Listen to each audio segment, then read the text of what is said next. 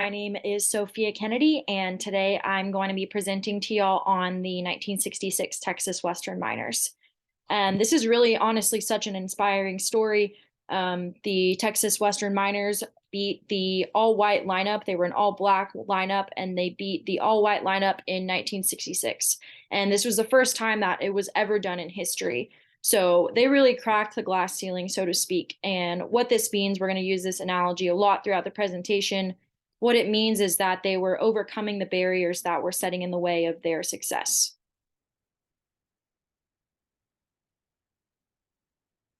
Okay, so in this presentation, we're going to be going over first we're going to be going over the biographical review.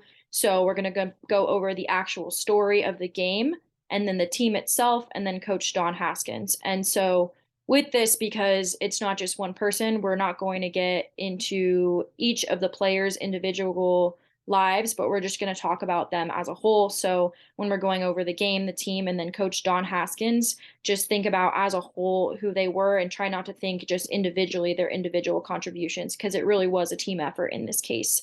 And so by the end of that, you should be able to understand why these figures are pretty important. The next piece of it will be going over the social and the historical context. So with that, talking about why the 1966 Texas Western Miners were so important in their social and historical context and what they really did to alter the course of history and society. And so with that, we're going to talk about the American dream and how the American dream for African Americans and whites was really different and still is really different, and how there were the roots of racism in terms of the timeline that was leading to that, and what the Texas Western Miners were really fighting against was years and years of roots of racism. And then the next piece, we're going to talk about the segregation in sport and how this impacted the Texas Western Miners.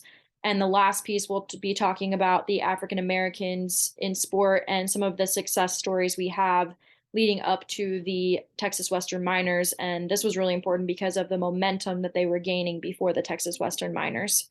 So by the end of this, you should be able to know what history led to the event and what the social landscape was as well.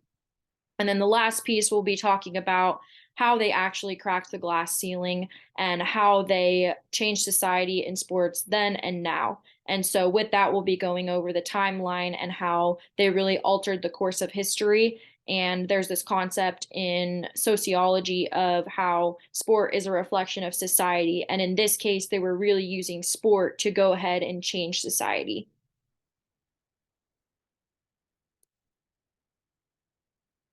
Okay, so again, this term cracking the glass ceiling. So before we get into the history of the 1966 miners, which is an incredible story, we're going to talk about, or we're going to read this quote. And this quote was from Harry Flournoy, who was one of the players on the Texas Western Miners team.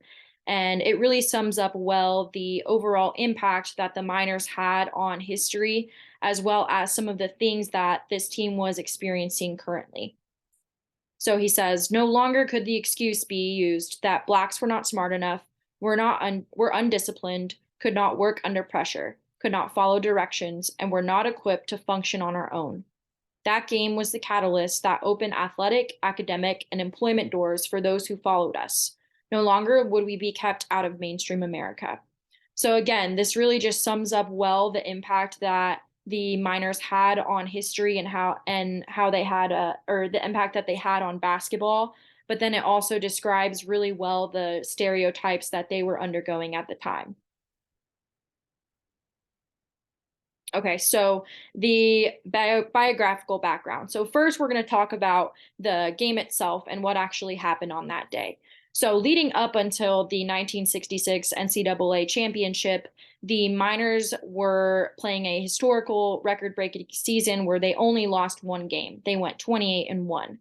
And there were 5 starters on this team. Not only was the first time this was this the first time that this happened in championship history, but this was the first time that this happened in collegiate major college history. So there was never once before an all-black lineup in major college history, much less one that was going to win the NCAA championship. So this was really huge, and this was a huge turning point in history for them. So on the game itself, or on the day of the game itself, they beat the all-white Kentucky Wildcats. So it was an all-black team versus an all-white team at the time. And as a result, due to their contributions and the historical significance of this, later on down the line, we see that they were honored at the Naismith Hall of Fame, and they're in the Hall of Fame. And the movie, I'm sure everyone has heard of it, Glory Road, was also used to commemorate the contributions that they had.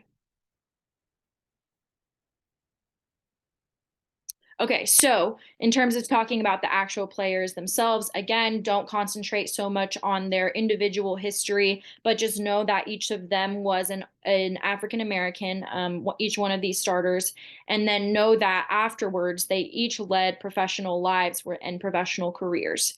So Bobby Joe Hill, he was a lead scorer and guard, and he was a huge impact on this team, not only because he was a lead scorer, but because he was a big leader on the team.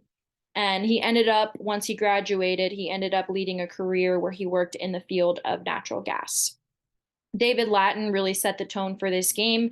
He was known for his slam dunks that he did throughout the game, and he really set the tone and showed the Wildcats what the Texas Western Miners had.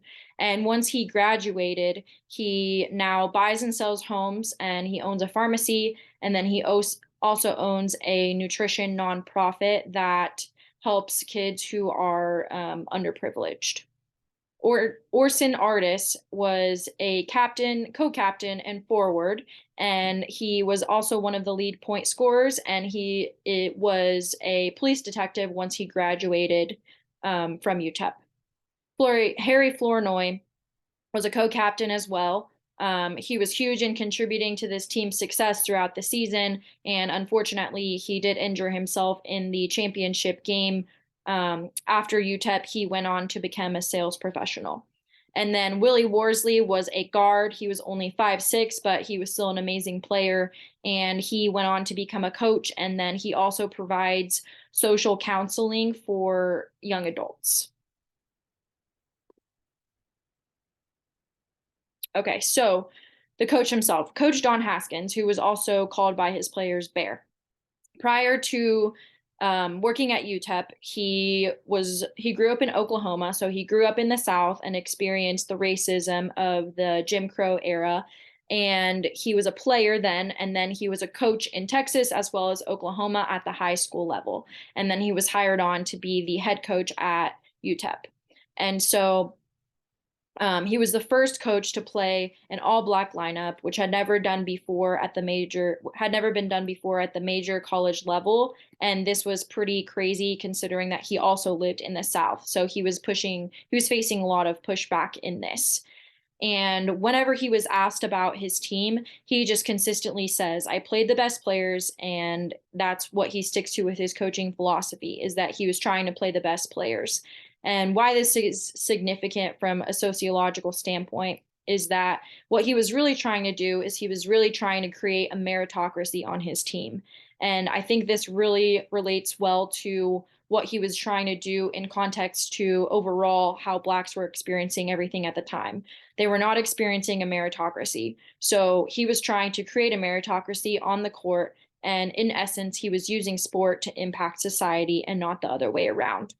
And he ended up saying that he was happy that it helped integrate college sports, but his bottom line was that he was really just trying to play the best players.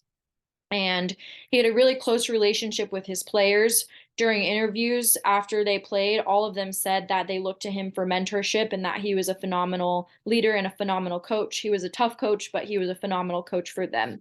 And so again, Harry Flournoy was talking about him in an autobiographical essay, and he says, a weaker man would have given in to the pressure Coach Haskins was receiving from his peers. So his peers were pressuring him, saying, why are you playing an all-black lineup?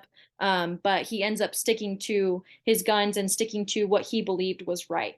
And so I think that's a phenomenal way to describe how he was leading this team and showing the testament to who he was as a person. And again, this had never been done before. He was leading the team and he decided to play an all-black lineup, which had never been done before. So they were really making history as a whole. Okay, so before we talk about the before we talk about what the miners did and how they really impacted society, we have to talk about what they were facing against. And they were really facing an uphill battle against racism. And essentially, they were trying to uproot years and years of racism by playing this team and by winning this championship.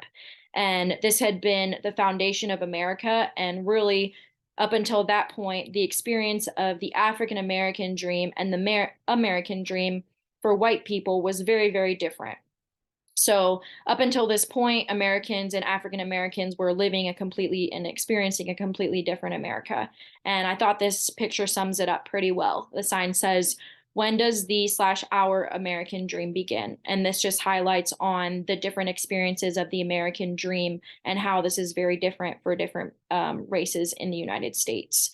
And so, the American dream, really quick, scholars define it as either the attainment of material and economic success or the optimism to achieve any opportunity through hard work.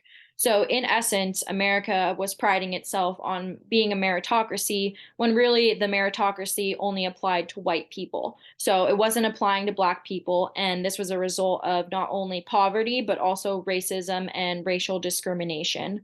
Um, and I think what this really is a testament to is that at the time, the issues in sport, like we've talked about in this class, the issues in sport reflected the issue in society. And so sports were not a meritocracy because society was not a meritocracy. So you can't really try and change one too much without really changing society. And this is what these players were having to face.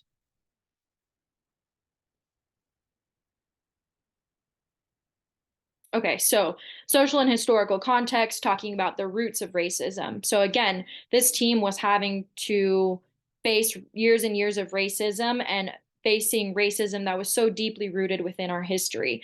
And they were facing a lot. And they were not only impacted by the timeline, but later on, they would also change the trajectory of a timeline through what they and other athletes did.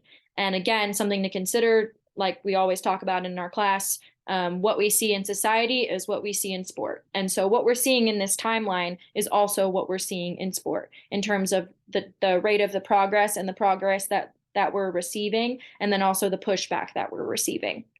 So it all started with in the early 1900s, there was segregation and racial discrimination that began to pick up.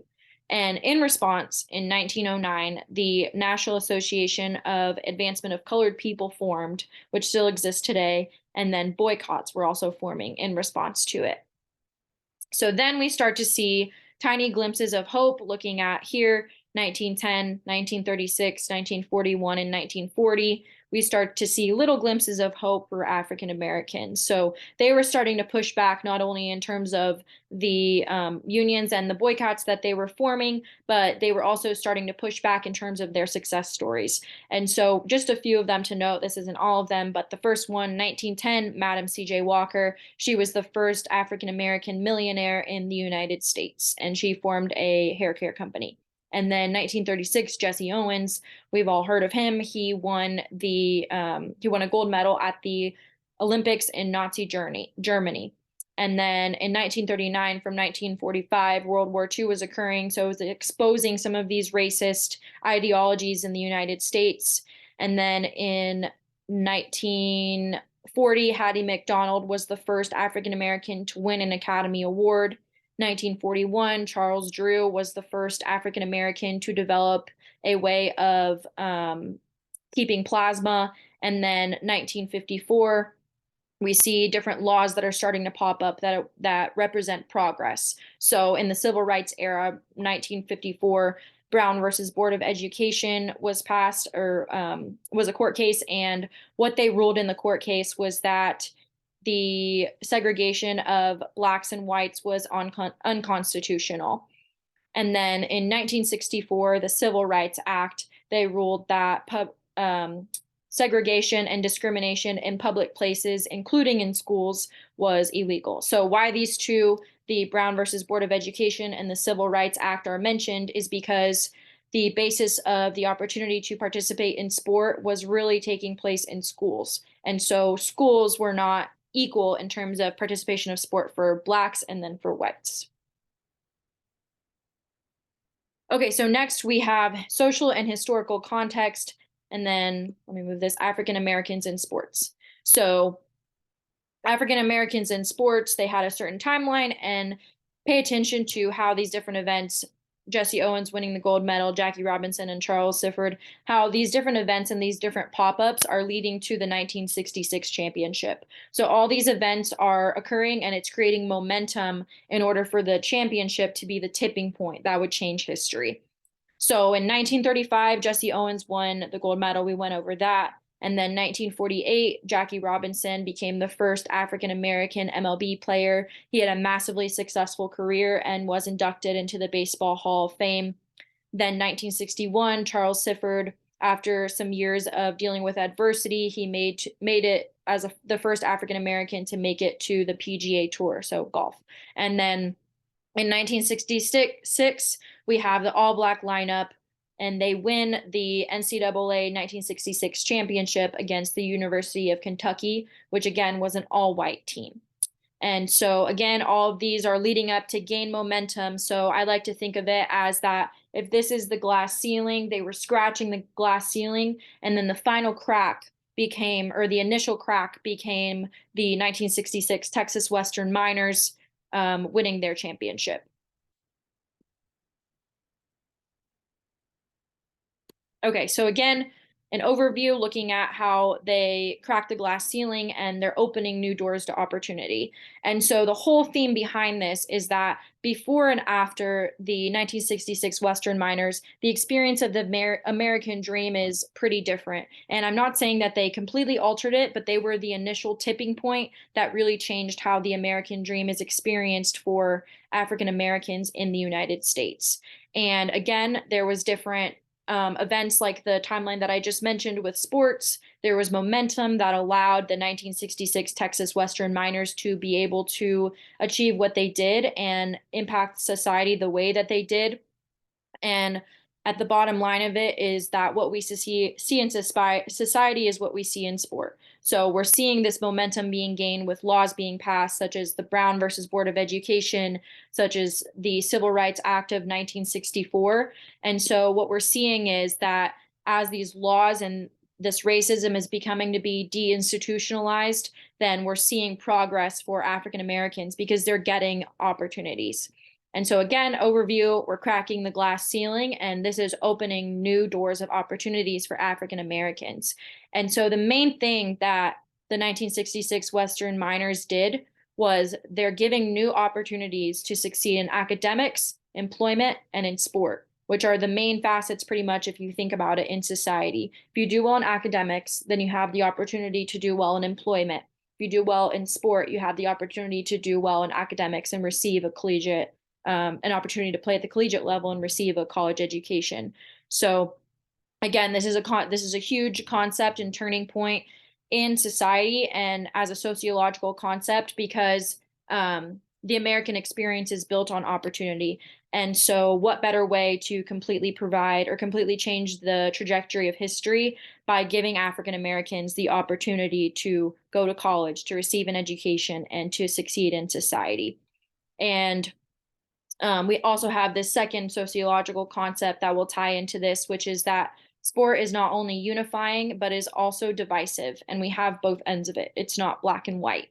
And so with this, the 1966 Texas Western Miners were more unifying than they were divisive. And then the last point will be how they overcame racial stereotypes and they're overcoming racial barriers.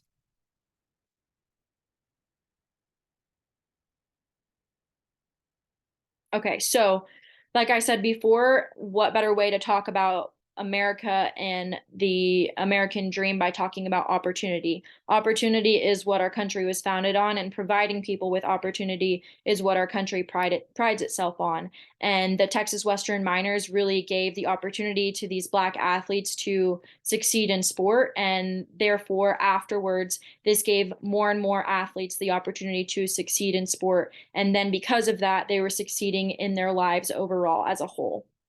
So in sociology, we have this term opportunity structure, and opportunity structure is the different political, economic, and social dynamics that lead people to have the opportunity to succeed. And the structure is made up of the sociological, the economic, and then the political characteristics of society. And so, one thing that was, or one way that opportunity structure was impacted for Blacks was by segregation itself. So we have this sign over here that I found. It says no dogs, no Black people, and then no Mexicans. And then it says restrooms, white, colored seated in rear. So it shows that there's this institutional racism and it's segregating people and making them feel like they're less, right? We're segregating people, and this impacts the opportunity structure because this is impacting where they're living, it's impacting where they're able to go to school, it's impacting where they're able to play sport and whether they have the opportunity not to. And what the Texas Western Miners did is they're really providing and changing the opportunity structure. And they did this by giving people the opportunity, or Don Haskins did this by giving the opportunity to play sport. And then he also gave them an opportunity to go to college. And because of that, they led professional lives and they led successful lives. And so again, it's built on the American dream and meritocracy. And because Don Haskins made his team a meritocracy where the best player was going to play, then it impacted society, and society began to treat the sport like a meritocracy. Okay, so in terms of the timeline, again, we're looking at what's happening before and after the 1966 championship and why this was the largest impact on sport and society today. And so once there was the 1966 championship, then after that, immediately there's an increase in African American recruits. We hadn't seen this before. And this is not only happening in the nation, but it's also happening in the South. So, and it went so far as that the coach of the Wildcats, who the Miners beat, he actually recruited an African American player. And then we had Vanderbilt, again, another school in the South. They recruit Perry Wallace, and he goes on to have because he had the opportunity to go to college, he goes on to become a law professor and lead a very professional and successful career. So again, immediately after this, we have an increase in opportunities, an academic, collegiate, and an employment. Then in 2001, so almost looking at a sharp contrast to the 1966 Miners, in 2001, the NCAA championship, again, the Wildcats played, and we look at a contrast. So in 1966, it was all white, and there was five starters on the 1966 Western Miners. And then in 2001, now there's both head coaches who are Black, three officials were Black, and most of the players are also Black. And so it's a complete sharp contrast, and it shows that their impact then is still lasting until now and changing the way that basketball was. And if it wasn't for them, then basketball wouldn't be the way it is today in terms of who is recruited and the people that are receiving opportunities. And then in 2018 and 2019, we look at from an academic standpoint who's receiving opportunities. Remove this. So 2018, 2019, these African Americans, 74% African American males and 91% in 2018 of the basketball players were able to graduate. And then in 2021 to 2022, 52.4% of collegiate basketball players were African American. So we went from mainly having all white in 1966 to a sharp increase in recruits in 1967, and then fast forward into the 2000s up until now, there's 52.4% of collegiate basketball players who were African American. So we see how it really, really changed not only the opportunity to play at the collegiate level, but also the opportunity to graduate. And then also the opportunity then to lead a successful life. So in all, it's really changing. The championship was really changing the ability to experience the American dream. Okay, so again, summarizing what we were talking about before and after the game, it was a huge change in sport, and then it's also society. But in this case, I think it's a unique situation because we say that in most cases in our class, we're talking about society and how society reflects or sport reflects what's going on in society. But Don Haskins and his team were able to use sport to change society. And so this not only increased the academic, employment, and sport opportunities, but it changed the opportunity structure. He used his team to change opportunity structure and made basketball a meritocracy. And then it also made it from all white, so it was an all white programs pretty much everywhere, to integration. So we look at now the 2001 championship game where the Wildcats had the officials, players, and the coaches who were all Black. And then immediately we see that increase in African American recruits in the South. And then again, we see the coach who they played against recruit a African American athlete. So with all of this, what it shows is that the coaches are starting to not believe these myths anymore, that African Americans are not disciplined enough, are not smart enough to play the game. They're starting to not believe these things anymore. And that's huge because they're overcoming the racial stereotypes. So, what he was doing is he was really using their success in sport to help them over or help society overcome the racial stereotypes that people had at the time.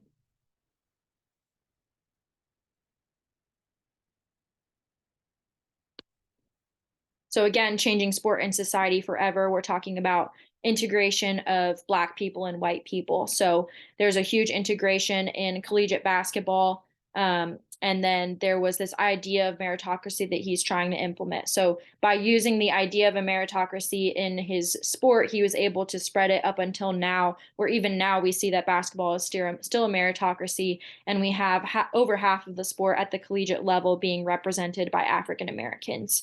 And again, this just really changes the opportunity structure and the experience of the American dream because it gives them the chance to experience collegiate basketball. So they're playing their sport, they're able to obtain their degree, and then they're able to lead successful lives, just like every single one of the players on the Texas Western Miners team did. And again, looking at these percentages, 52.4% in 2021 were African American, 79% of males in 2019 had a graduated that were collegiate basketball players, and then 88% of the females in 2019. So we see not only that are they receiving this opportunity to play, but also there's a high success rate once they are given the opportunity and they're able to overcome these barriers and these stereotypes that are associated with them. And that not only happened immediately after with the different people that were getting recruited and the people who were succeeding, like Perry Wallace, but it also still happens today. Okay, so now going on to the other side of it, because again, like we were talking about in our class and in this presentation, sport is both unifying and divisive. And there's both myths and there's fact, there's an ugly and there's a pretty side to it. And the ugly truth is that the large improvements that were made by this team still could not eradicate racism because there was roots and roots of racism. Imagine trying to uproot a huge tree. It takes a long time. And they were having to uproot years and years of racism and segregation. And so unfortunately, racism still shows up today in basketball, and we still have a lot of work to do as a society in sport and then in society as well. And one of the ways, for example, that it shows up is with stacking. We talk about this in class. People will separate themselves based upon their race into their sport based upon different positions, or they separate, or coaches will separate people based upon race into different positions. And so you create kind of almost this segregation within itself. And then the people in charge. So thinking about the conflict theory, the people who in charge are still largely white men. So it hasn't really changed that much in terms of who has the power. So while Black people are still receiving opportunities to play in sport, many people are, most of the coaches and the people who are in charge of the media, thinking about the people who are really in power, are still white men. So we're not really doing as much as we should to accelerate and progress society. And then thinking about implicit bias, we still have these implicit biases towards white people, and we have these implicit bias towards or against Black people. So it just shows that we still have these racist remnants, and it's going to take a lot more than just one championship game to really change society as a whole. And we're going to need much more than that. And it's a dynamic process. Okay, so again, main takeaways was this presentation. This team was huge in shifting history, and as the tipping point, they really cracked the glass ceiling for collegiate basketball. There were other teams and other athletes who were scratching the surface before, but they were really the tipping point. And we see that immediate increase in collegiate recruits, an immediate increase in opportunities for African Americans in employment in sports and at the collegiate level. And this team was the first team to do anything of its kind. And they left a legacy not only during their time period, but also now. We still see the racial composition of collegiate basketball, for the most part, is mostly African American. And we see that there's a high graduation rate for African Americans. So it's not only impacting their time period, but it impacted everything up until now and created a meritocracy within collegiate basketball. And with that, that sums up my presentation. I really hope that y'all took away something and hopefully you were inspired by this. Hopefully you took away something new and you were able to understand a little bit better about why this team was so significant and why this team really changed society as well as sport forever. Thank you.